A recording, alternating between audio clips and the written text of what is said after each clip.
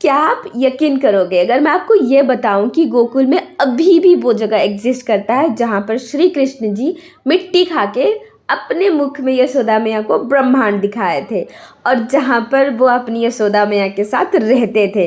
जी हाँ, वो जगह अभी भी मौजूद है। चलिए मैं आज आपको गोकुल घुमा लाती हूँ। और मौसम भी बाहर बहुत सुहाना हो रहा है।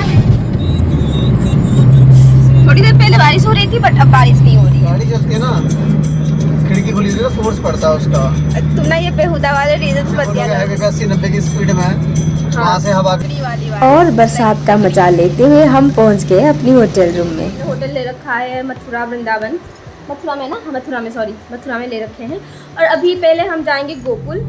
हम गोकुल जाने से पहले सोचा कि गोवर्धन परिक्रमा कर लेते हैं, जो कि अराउंड 23 किलोमीटर होता है and it takes almost around 5 to 6 hours अगर आप पैदल करें तो। वैसे वहाँ पे बस पैदल परिक्रमा नहीं है, आप चाहे तो अपनी गाड़ी से भी कर सकते हैं या ई रिक्शा भी मिल जाते हैं। और एल्स सबसे बढ़िया कुछ लोग आपको इस तरह भी परिक्रमा करते हुए देखने को मिलेंगे। परिक्रमा के टाइम संकर्षण कुंड जरूर जाना, ये माना जाता है कि वहाँ पे डुबकी लगाने से पापों का खंडन होता है। फिर हम कुछ लोकल से ये जानने की कोशिश की कि क्या सच में अभिशाप के कारण गोवर्धन का हाइट दिन ब दिन घटता जा रहा है, गोवर्धन पर्वत का। तो हमें दादाजी ने ये बताया कि बेटा ये तो कलयुग है, कहाँ कोई श्राप का असर होता है कलयुग में।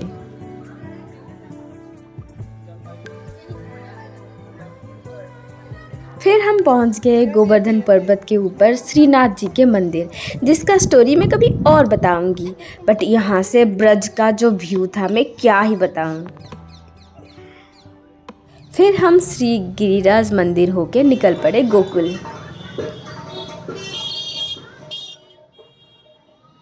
फिर हम करीब 1 घंटे के बाद पहुंच गए गोकुल में। हमारे कृष्ण भगवान जो है यहीं पर अपने दोस्तों के साथ और बलराम भैया के साथ, अपने बलराम भैया के साथ खेलते थे बचपन में। इस जगह को रमन रेती बोला जाता है।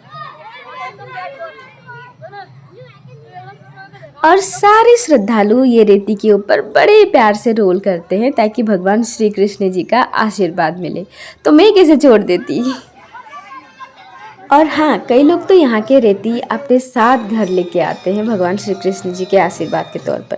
अगर आप शाम के टाइम में जाए ना, यहाँ की आरती देखना मत भूलना, जहाँ पर आपको कई सारे श्रद्धालु भगवान श्री कृष्ण जी के श्रद्धा में नाचते हुए दिखने को मिलेंगे। और जो सबसे अनोखी बात है यहाँ पर वो ये कि गजराज जी खुद श्री कृष्ण जी को आरती करते हुए आपको देखने को मिलेगा। इसके अलावा आपको यहाँ पर भारत का जो गुरुकुल सिस्टम होता था ना, वो भी देखने को मिलेगा, जहाँ पर अभी भी कई सारे ब्रह्मचारी वहाँ पे रहते हैं। फिर हम रमन रेती से निकल गए ब्रह्मांड घाट, जो कि यमुना नदी के किनारे अवस्थित है। और ये वही जगह है जहाँ पर भगवान श्री कृष्ण जी ने मिट्टी खा के यशोदा मैया को अपने मुख में सारा ब्रह्मांड दिखाए थे। और माना जाता है कि यहाँ पर ही इसी तरह का एक कदम का पेड़ हुआ करता था जिसमें श्री कृष्ण जी बांसुरी बजाया करते थे। फिर हमने यहाँ पर यमुना जी की आरती की और उसके बाद भगवान की आरती भी देखी।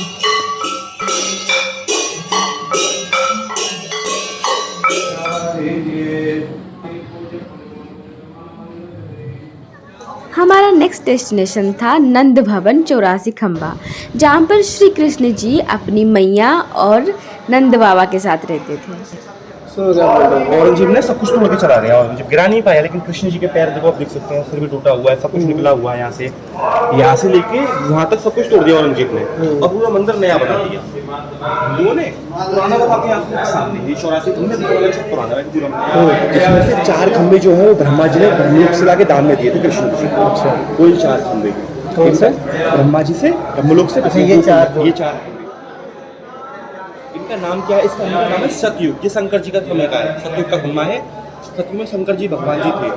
त्रिशूल आज भी बना हुआ है शंकर जी का। इसको न बोलते त्रेता युग, राम जी का है। राम जी बोलते सूर्यवंश से, सूर्य का चिन्ह आज भी इसको बना हुआ है।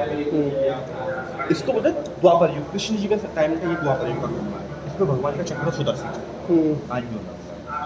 अब चला है कलयुग, कल की अवतार होगा, कृष्ण कलयुग में अवतार लेंगे। यहाँ पर चिन्ह देखने को मिलेगा। अब बिल्कुल प्लेन है, कोई निशान नहीं है, कुछ नहीं है, ये चमत्कार। ये 4 खम्भे हैं जब ब्रह्मा अवतार जी। लेंगे तो यहाँ पे हाँ, कल ऑटोमेटिकली की अवतार होगा जी, भगवान भागवत में भी लिखा हुआ है। हाँ नहीं वो सुना ये है। 4 खम्भे।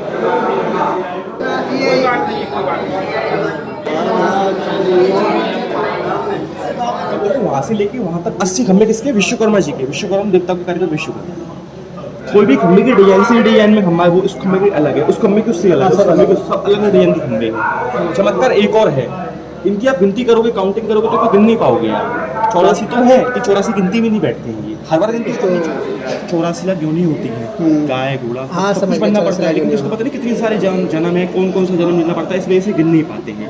हर एक कम्मे में कोई ना कोई भगवान जी का बना हुआ है, ऐसा बोला ये गया सब ओरिजिनल खम्भे छतरी काली है, छत काली है। और माना जाता है कि ये यही जगह है जहाँ पर यशोदा मैया लकड़ी की सहायता से दही बनाते थे, और ये वही होल है जो लकड़ी को सपोर्ट करने के लिए यूज़ किया जाता था। और मंदिर के दूसरी तरफ गर्भगृह मंदिर, और ये माना जाता है कि यहीं पर वासुदेव जी ने भगवान श्री कृष्ण को लाके गोकुल में छोड़ा था। फिर हम यमुना मैया के दर्शन करके निकल गए गोकुल की गलियों में। जी हाँ, ये वही गोकुल की गलियां हैं जहाँ पर कभी भगवान श्री कृष्ण जी खेला करते थे, भागा करते थे। यहाँ का वाइब तो कुछ और ही है। ये सारे घर कितने पुराने हैं।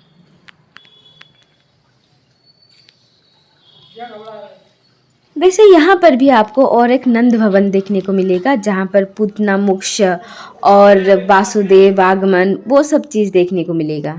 इन दोनों में से कौन सा वाला असली नंद भवन है, अगर किसी को पता है तो कमेंट सेक्शन में ज़रूर बताना।